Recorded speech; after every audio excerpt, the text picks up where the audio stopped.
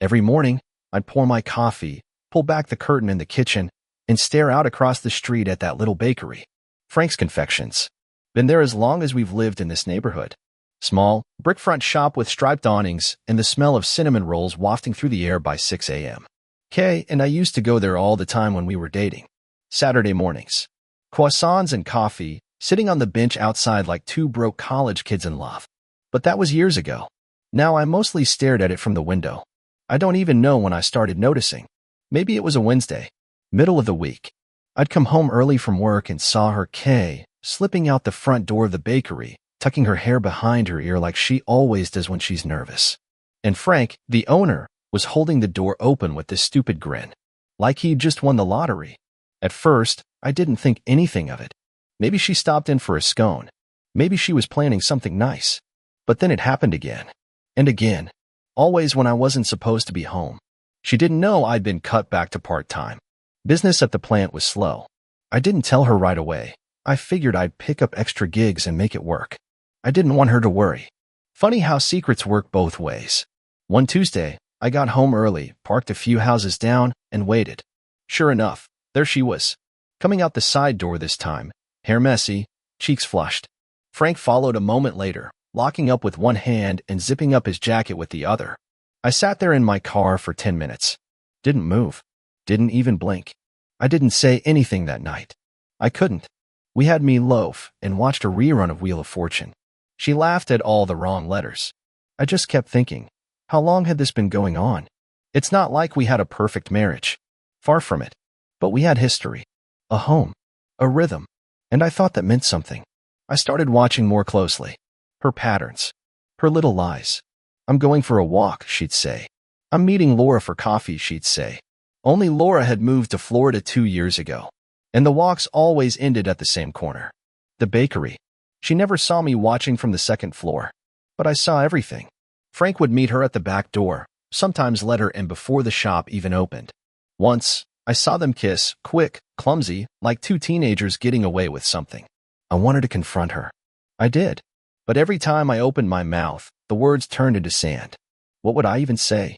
That I followed her? That I'd been watching? No. I had to be sure. I started a notebook. Dates. Times. What she was wearing. How long she stayed. It felt insane, writing down what color her jacket was, or if she left with a to-go bag. But it gave me something to do. Some illusion of control. One morning, I decided to go in myself. Just to see. The bell above the door chimed as I stepped inside. Frank looked up from behind the counter, startled. Morning, he said, too casually. Haven't seen you in a while. Yeah, I said. Thought I'd grab a coffee. He nodded. Turned around to pour a cup. I noticed his hand was shaking. We didn't say much after that. I paid in cash. He handed me the change like it burned his fingers. I didn't drink the coffee. I just wanted to see his face. When I left, I looked back through the window. Frank was watching me. Later that night, Kay acted like nothing had changed. Like we were still us. She asked if I wanted to watch something. Not really, I said. Everything okay? She asked. I nodded. Yeah, just tired. It was the truth, in a way. I was tired. Tired of pretending not to notice. Tired of holding up the weight of a marriage that clearly meant more to me than to her. But most of all, I was tired of that damn bakery. Every morning now, the smell of cinnamon rolls doesn't remind me of young love. It reminds me of betrayal. After that morning in the bakery, things didn't get better, they got quieter. And that quiet? It wasn't peace. It was the kind of quiet that settles over a field before a storm breaks loose. Kay kept moving through life like nothing was wrong. Like she wasn't sneaking across the street every other morning to smile at a man who wasn't her husband. She started going on more walks. That was her story. Said she needed fresh air, needed to clear her mind. I never stopped her. Just nodded and watched from the window with my cold coffee. Every time, she'd cross the street and vanish into that little shop like it was a confessional. Like it was holy. By now I knew the pattern. Tuesdays, Thursdays, and some Saturdays. Always around 9:30, give or take. She'd dress a little nicer than usual. A splash of perfume. Hair done. Sometimes a coat she hadn't worn in years. It was like watching someone prepare for a date, not a walk. And always the same result. She'd come back glowing. Sometimes with a paper bag from the bakery. Sometimes with nothing at all. But that smile, that little half smile she thought she could hide, It stayed with her like a smudge of frosting on the corner of her mouth.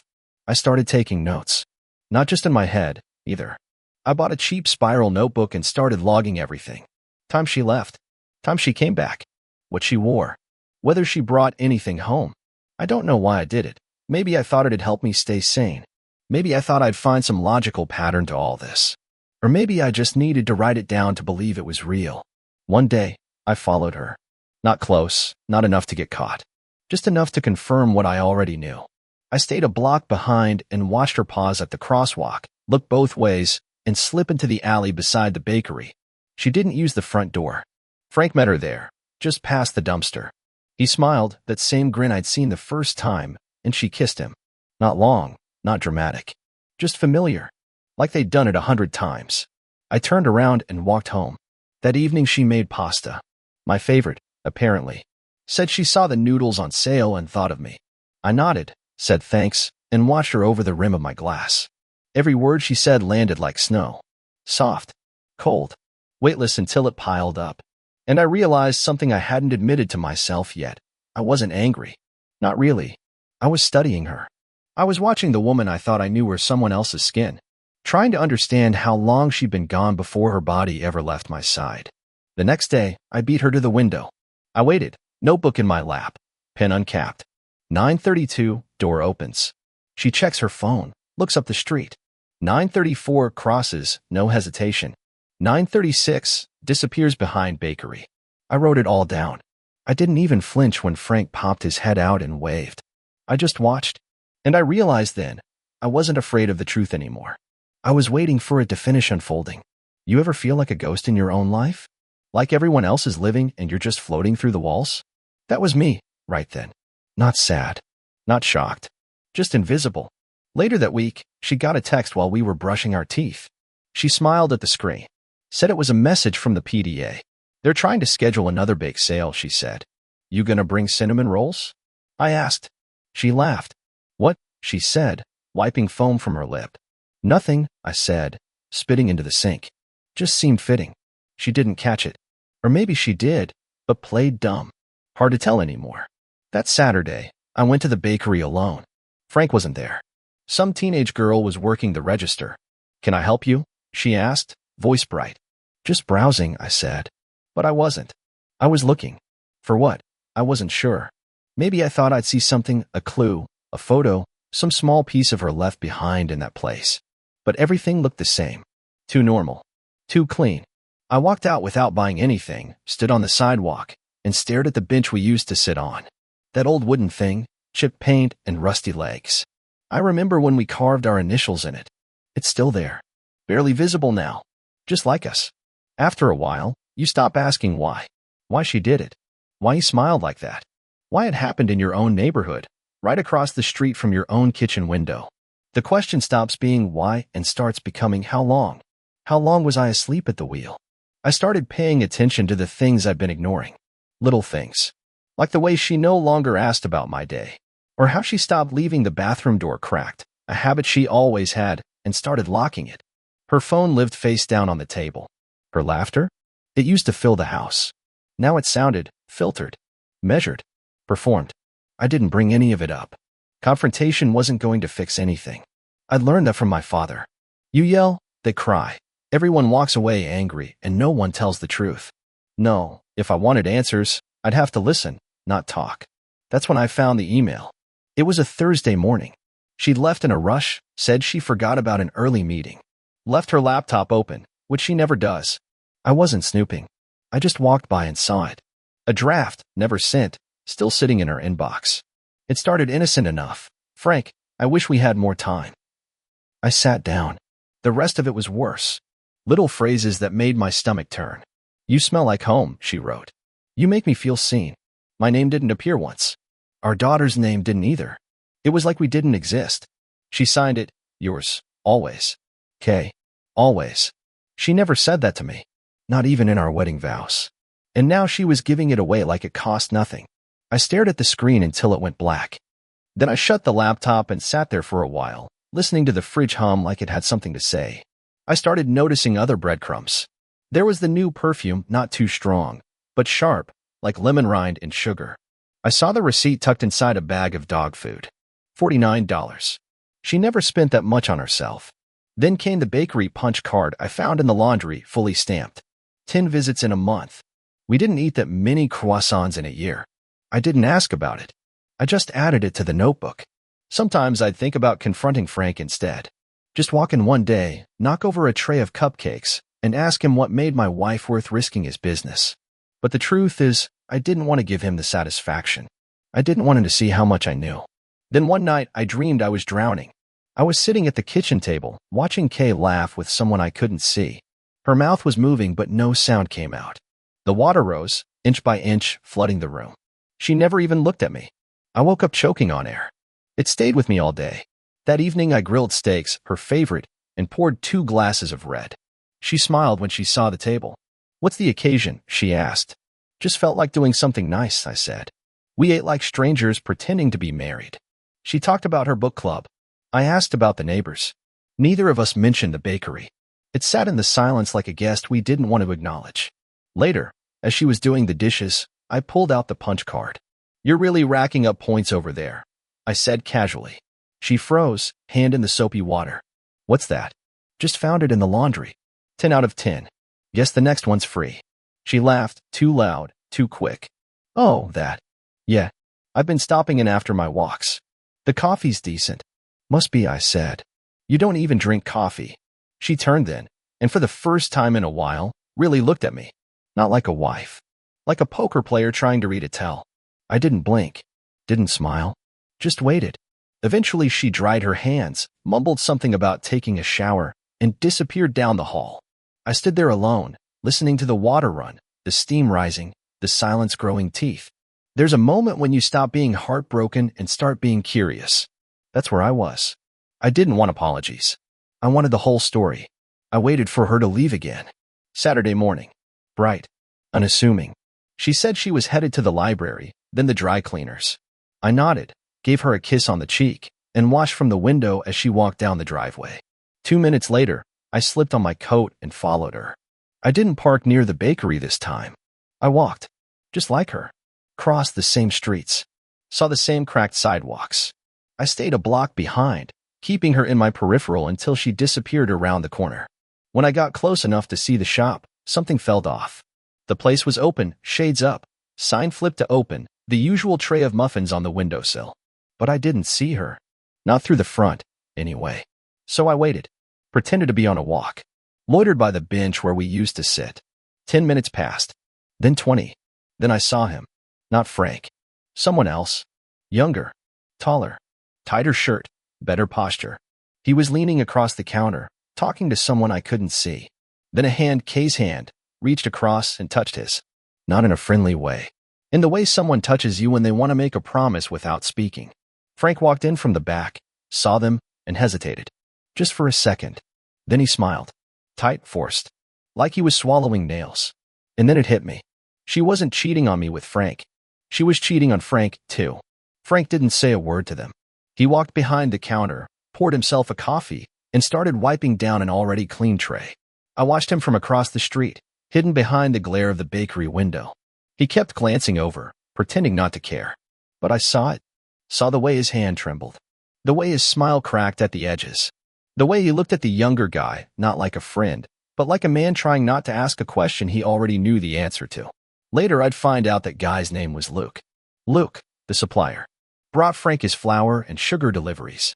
They'd known each other for years, grabbed beers together, helped each other move. Luke had even been at Frank's wedding back when Frank was still married.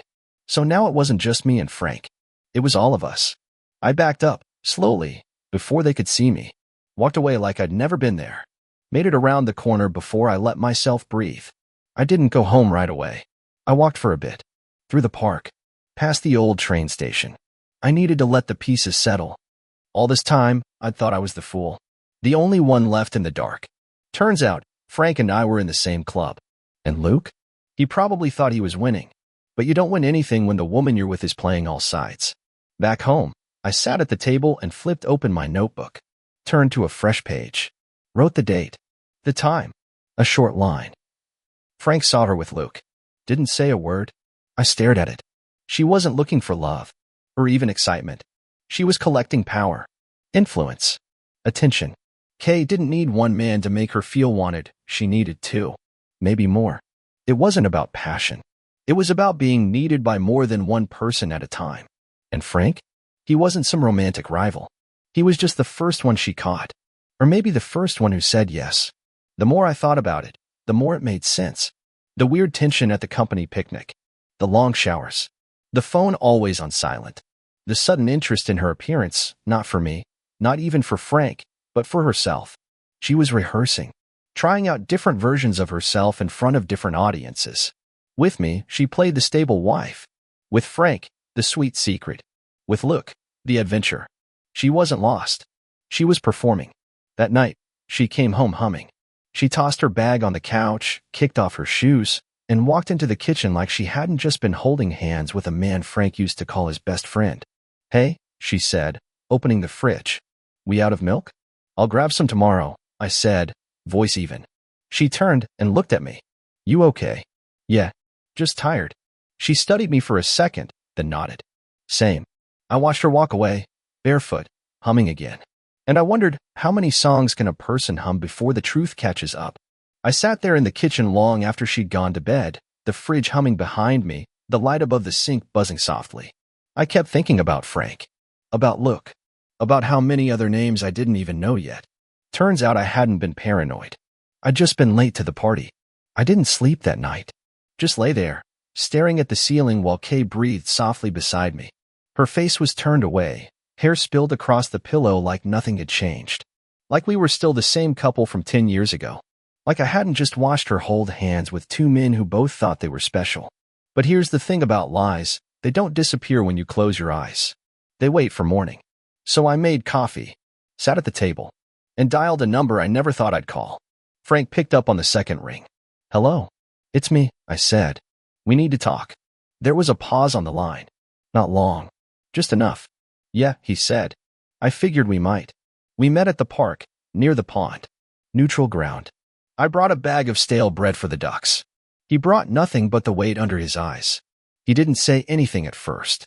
Just sat down next to me on the bench like he'd done it 100 times. Like we were two old men meeting for chess, not two guys caught in the same woman's game. "How long?" he asked. "Couple months," I said. "At least." "You?" "6," he said. "Give or take?" I nodded. "Luke too?"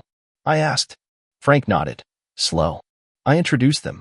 Thought he was helping me with deliveries. "Yeah," I said. Turns out he was delivering more than flour. Frank laughed. "Not the kind you enjoy, the kind that chokes halfway up your throat."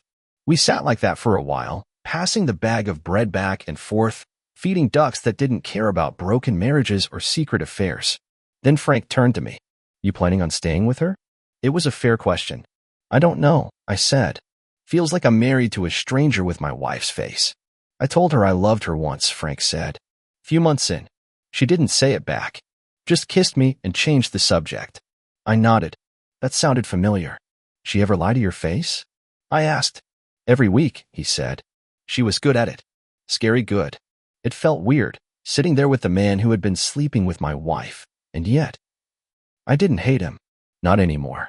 We weren't rivals. We were casualties. "What are we gonna do?" I finally asked. Frank stared out at the water. Ducks gliding by like none of this mattered. "I don't know," he said. "But I'm done playing the fool." "Me too," I said.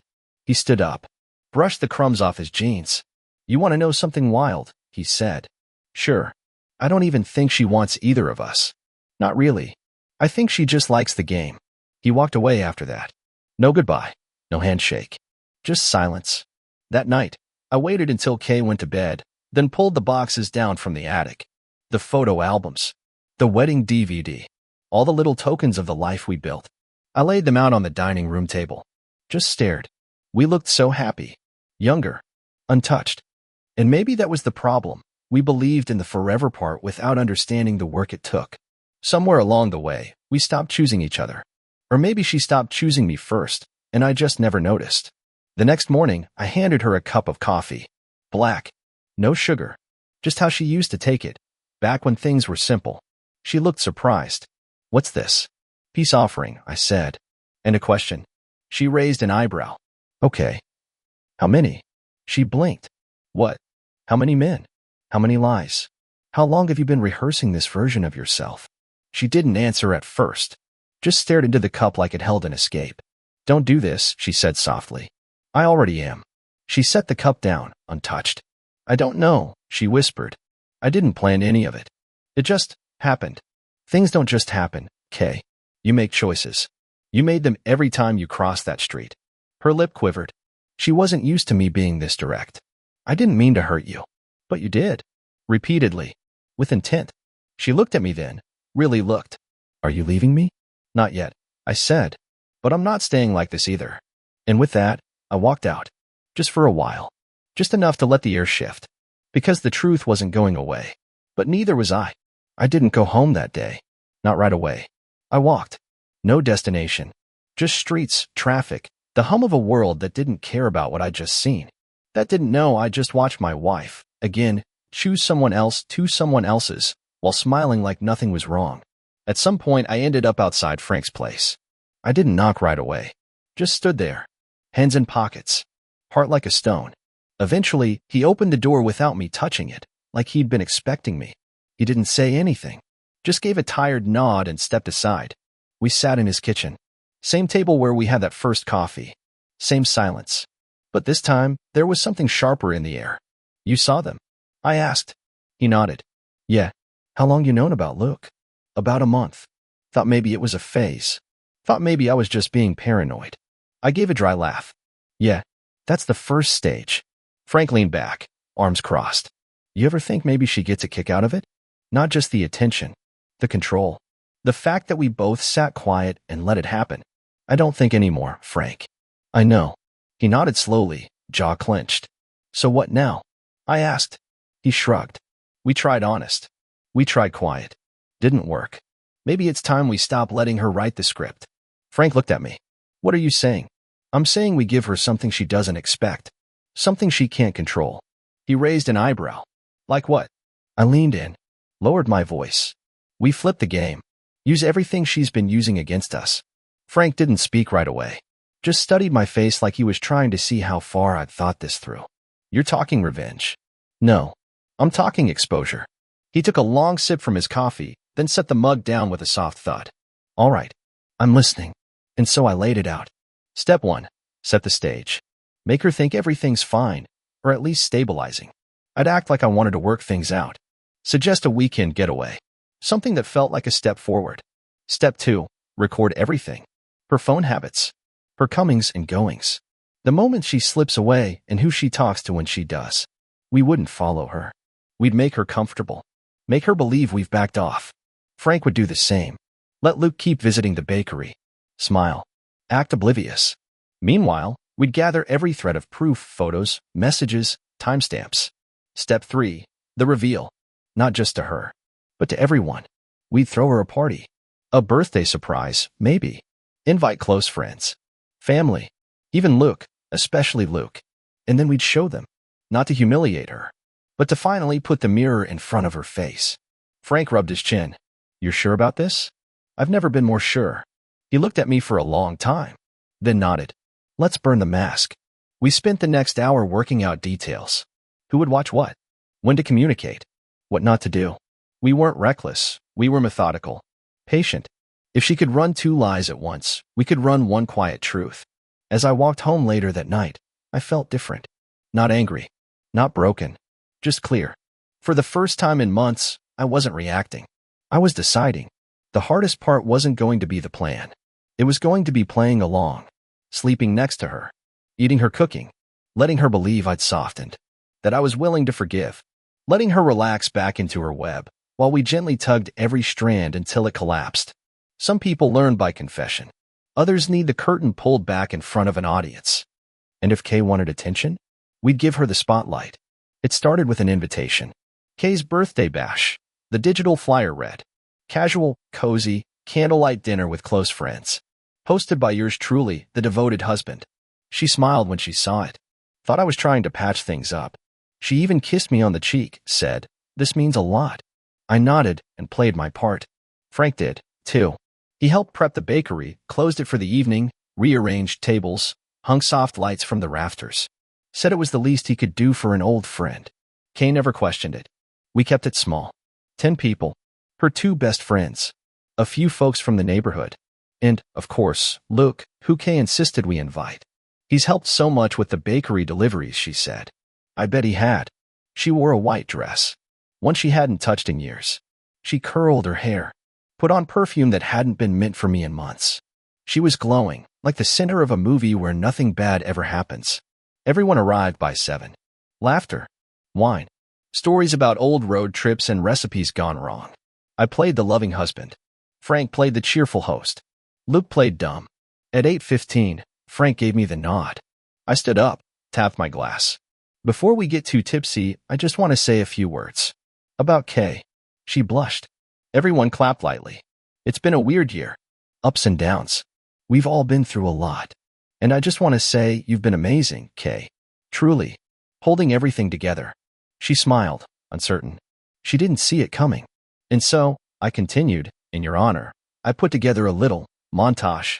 Frank dimmed the lights. A projector word to life. The first slide, Kay and me on our honeymoon. Then her with our daughter at a carnival. The room softened with smiles. Then came Frank.